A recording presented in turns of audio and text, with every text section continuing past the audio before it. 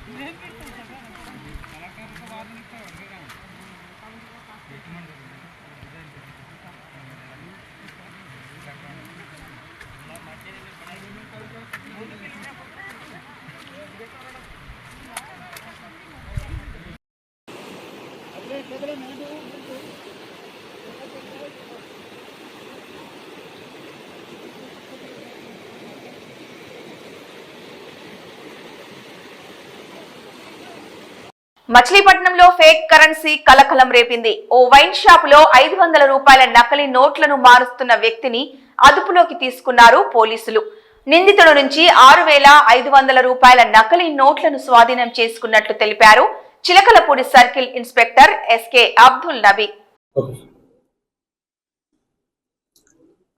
నిన్నటి రోజు రాత్రి బస్టాండ్ దగ్గర ఒక వైన్ షాప్లో ఒక పర్సన్ దొంగ నోట్లు మారుతున్నట్లుగా వచ్చినటువంటి సమాచారం మేరకు, అలాగే ఆ వైన్ షాప్ వాళ్ళు ఇచ్చినటువంటి రిపోర్ట్ మీద ఒక మనిషిని అదుపులో తీసుకుని ఫేక్ కరెన్సీ కొంత సీజ్ చేయడం జరిగింది.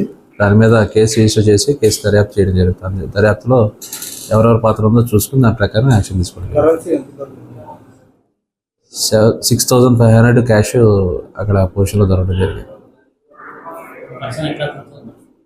పర్సన్ ఇక్కడ మన మచిలీపట్నం సంబంధించిన లోకల్ పర్సన్.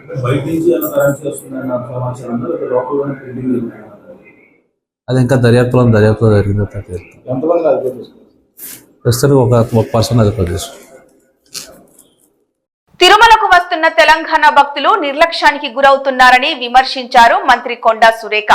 తెలంగాణ భక్తుల మీద ప్రత్యేక దృష్టి సారించి ప్రాధాన్యత ఇవ్వాలని డిమాండ్ చేశారు ఆమె. ఈ విషయంపై ప్రస్తుత ప్రభుత్వంతో మంతనాలు జరుపుతున్నామని, దీనిపై రాష్ట్ర ముఖ్యమంత్రితో కూడా మాట్లాడాం, వారు సానుకూలంగా స్పందించారని చెప్పారు మంత్రి కొండా సురేఖ. మా దురదృష్టం ఏంటంటే అంతకు ముందు మా తెలంగాణలో అంతా కలిసినప్పుడు మాకుండేది గుడి.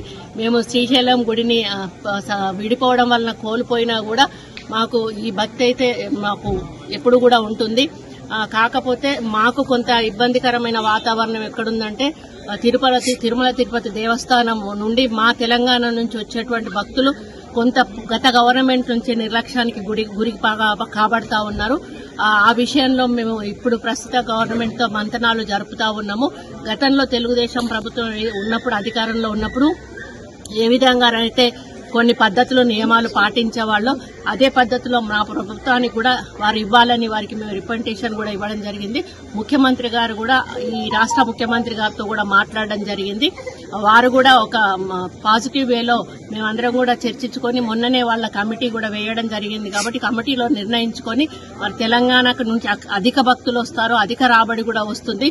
మరి గతంలో మాకు అక్కడి నుంచి కళ్యాణ మండపాలు కానీ, గుళ్ల డెవలప్మెంట్ల కోసం కానీ, కాలనీ గుళ్ల కోసం కానీ మాకు చాలా నిధులు వచ్చేవి. మరి అదే విధంగా మళ్ళీ అక్కడి నుంచి మాకు నిధులు రావాలని కూడా వారిని కోరుతూ, ఎందుకంటే తెలంగాణలో చాలా గుళ్ళు ఎక్కువగా ఉన్నాయి, మరి ప్రాచీనమైనటువంటి గుళ్ళు కూడా చాలా ఎక్కువగా ఉన్నాయి. కళ్యాణ మండపాలు గ్రామాన కూడా అడుగుతా ఉన్నారు.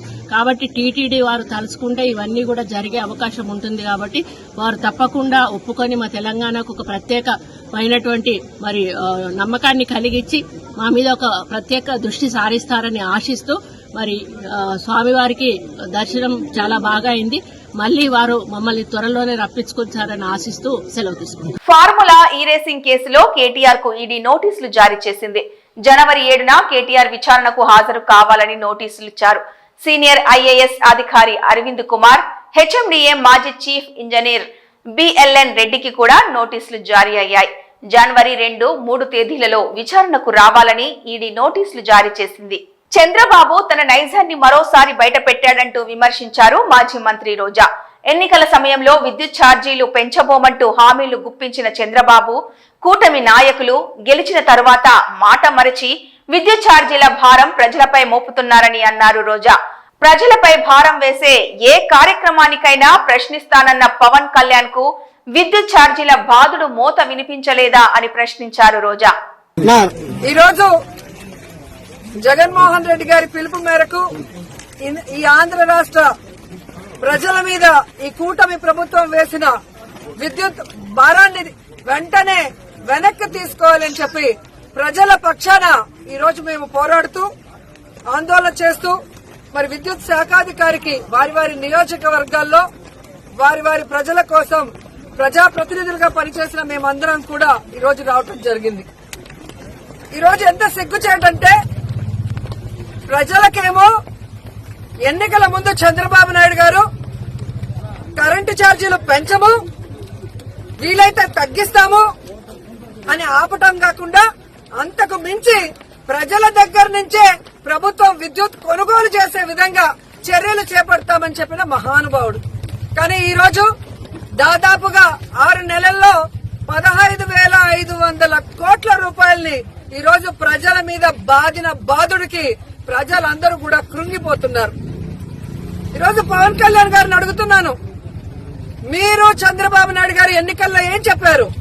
విద్యుత్ ఛార్జీలు పెంచము, పెంచితే ఒప్పుకోమన్నాం. మరి ఈరోజు 15,500 కోట్ల రూపాయలు విద్యుత్ ఛార్జీలు పెంచితే ఎందుకు సైలెంట్ గా ఉన్నారు? ఎందుకు వాటిని ఆపమని చెప్పట్లేదు?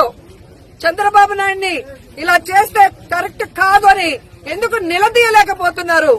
అంటే అధికారం కోసం ఒక మాట, అధికారంలోకి వచ్చిన తర్వాత మీకు పదవి వచ్చింది కాబట్టి అన్నిటికీ సరెండర్ అయిపోతున్నారా? ప్రజలకు చెప్పాల్సిన బాధ్యత ఉందని కూడా ఈ సందర్భంగా తెలియజేసుకుంటున్నాను. ఎందుకంటే చంద్రబాబు నాయుడు ఏదైతే చెప్పాడో బాబు షూరిటీ భవిష్యత్తుకు గ్యారంటీ, ఈరోజు బాబు షూరిటీ లేదు, ఆయన హామీలకి గ్యారంటీ లేదు, ఆయన మాటలకి ఈరోజు వారంటీ లేదు అనేది అర్థమవుతుంది. కరెంటు ఛార్జీలు పెంచేశారు, రిజిస్ట్రేషన్ ఛార్జీలు పెంచేశారు, 60% నిత్యావసర వస్తువుల ధరలు పెంచేశారు, ఫ్రీ ఇసుక అంటూనే 2 రెట్లు ఇసుక రేట్లు పెంచేశారు. ఈరోజు వీధి వీధికి మద్యం షాపులు పెట్టి ఈరోజు ప్రజల్ని పీల్చి పిప్పి చేస్తున్నారు. దాదాపుగా 6-7 నెలల్లోనే 1,00,000 కోట్ల అప్పు చేసిన చంద్రబాబు నాయుడు మరి ఎందుకు ఇవన్నీ పెంచుతున్నారు?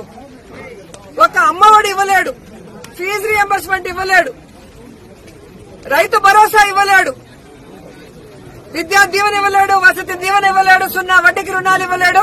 కానీ ఆ 1,00,000 కోట్ల రూపాయల్ని ఏం చేశాడో చెప్పడు. ఆ 1,00,000 కోట్ల రూపాయలతో కనీసం ప్రజల మీద పడ్డ ఈ విద్యుత్ భారాన్నైనా ప్రభుత్వం ఎందుకు మోయటం లేదని అడుగుతున్నాను.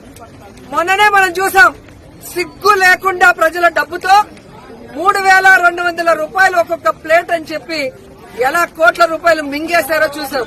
అలాంటి డబ్బులు ఈ ప్రజల మీద విద్యుత్ భారం పడకుండా ఎందుకు మీరు ఉపయోగించడం లేదని నేను అడుగుతున్నా. అలాగే చంద్రబాబు నాయుడు, లోకేష్ బాబు, పవన్ కళ్యాణ్ బాబులు స్పెషల్ ఫ్లైట్ వేసుకుని ప్రజల డబ్బులు దుర్వినియోగం చేస్తుంటే ఆ దుర్వినియోగం ఎందుకు చేస్తున్నారు?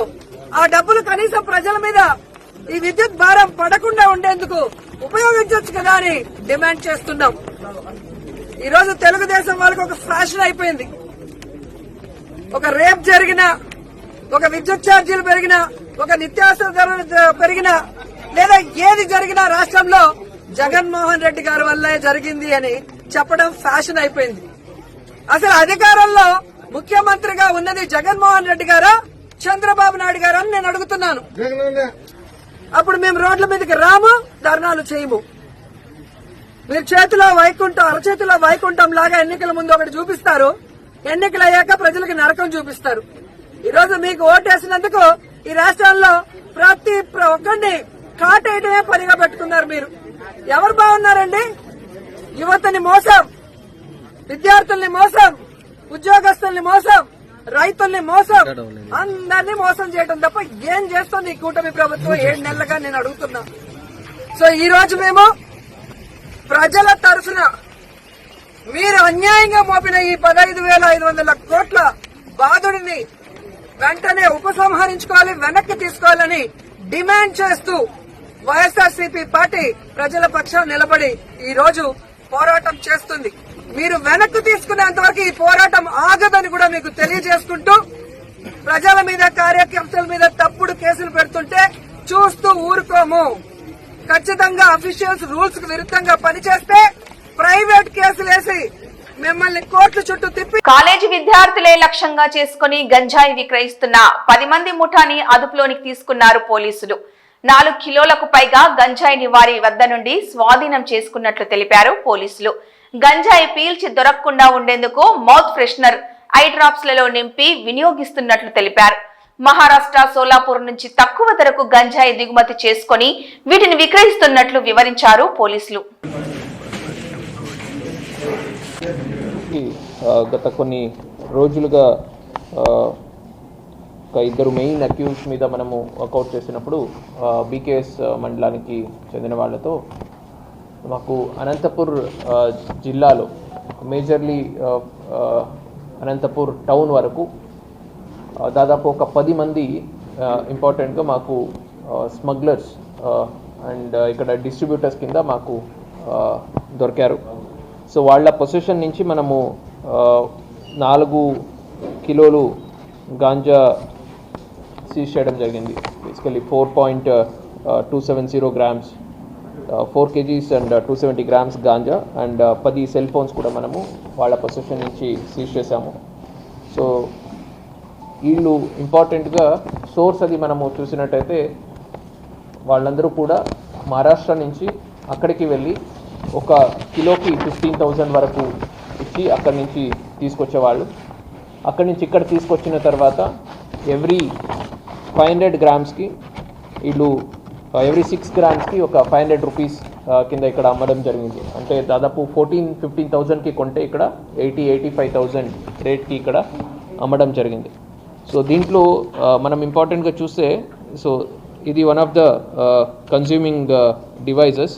దీంట్లో ఈ గాంజా ఇక్కడ పెట్టేసి కాల్చి వాటర్ అది ఫిల్ చేసి దీన్ని ఇలాగ లాగడం జరుగుతుంది. అండ్ ఇది కాకుండా ఈ సెల్లర్స్తోనే మనకు ఇవి దొరుకుతున్నాయి. ఈ సార్ ఓసీస్ అని అంటారు.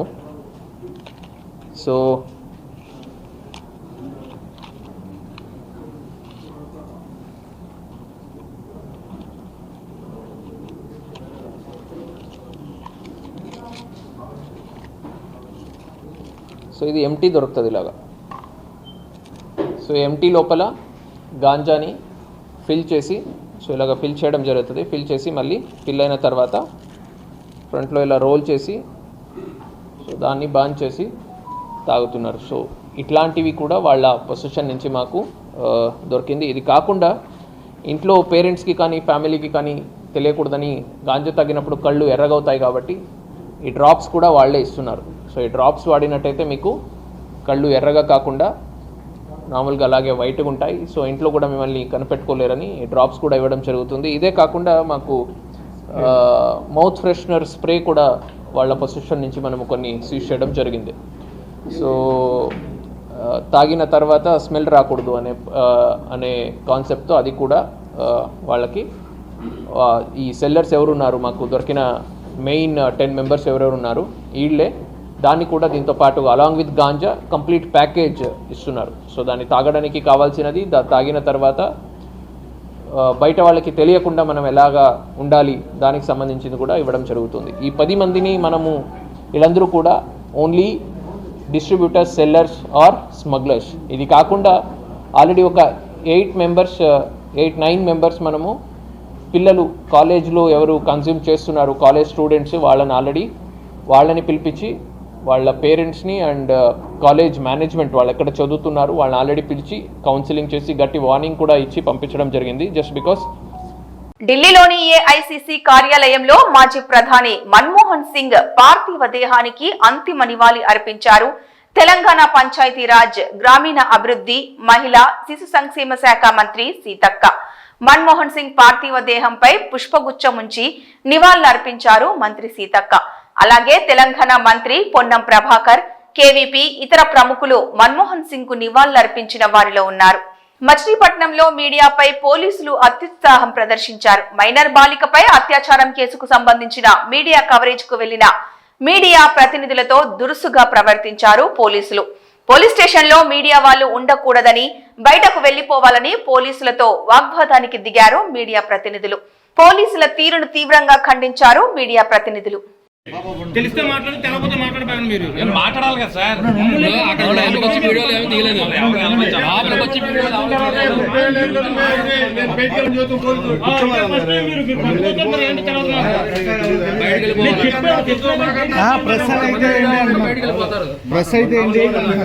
సిఐలు ఎస్ఐలు అంటారు. మీరు మామూలు దాంట్లో అసలు బయటికి వెళ్ళిపోవాలి. ఆయన ఏమన్నాడు వచ్చి రిసెప్షన్ అక్కడ మీరు వెళ్ళమన్నాడు.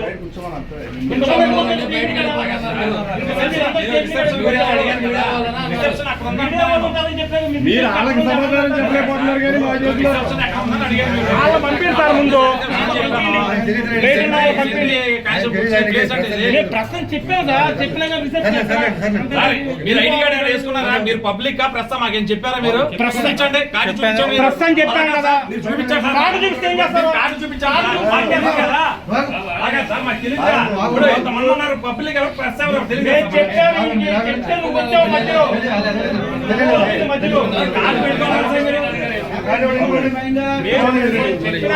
కార్డు లేదు, ఏమీ లేదు. ప్రెస్ అని చెప్పారు. ఎవరు పబ్లిక్ ఏం కావాలి? ఇన్ఫర్మేషన్ ఇక్కడ తీసుకున్నామండి. మేమే తీసుకోలేదు. అదే సార్, మేము మా పొలంలో మేము తీసుకుంటే మీరు ఇక్కడ ఉండకూడదు.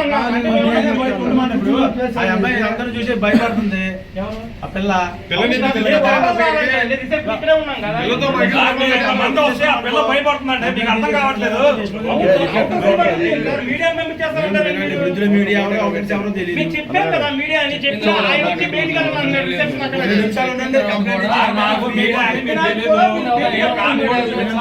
చెప్తాం కానీ నువ్వు మిలిటరీ ఆగితే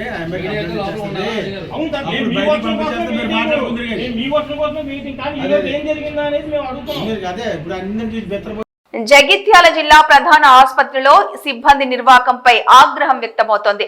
అనారోగ్యానికి గురైన భర్తకు తోడుగా ఆసుపత్రికి వచ్చిన మల్లవ్వ అనే వృద్ధురాలిని బయటకు గెంటేసిన సర్కార్ దవాఖాన సిబ్బంది తీరును తప్పుపడుతున్నారు స్థానికులు. దీంతో భార్య కోసం వైద్యం వద్దని ఆసుపత్రి నుండి వృద్ధుడు బయటకు వచ్చేయడంతో రోడ్డు పక్కన మల్లవ్వతో పాటే తోడుగా భర్త పడుకోవడంతో గమనించిన స్థానికులు పోలీసులకు సమాచారం అందించడంతో పోలీసులు తిరిగి భార్య భర్తలను హాస్పిటల్లో జాయిన్ చేయడంతో కథ సుఖాంతమయ్యింది.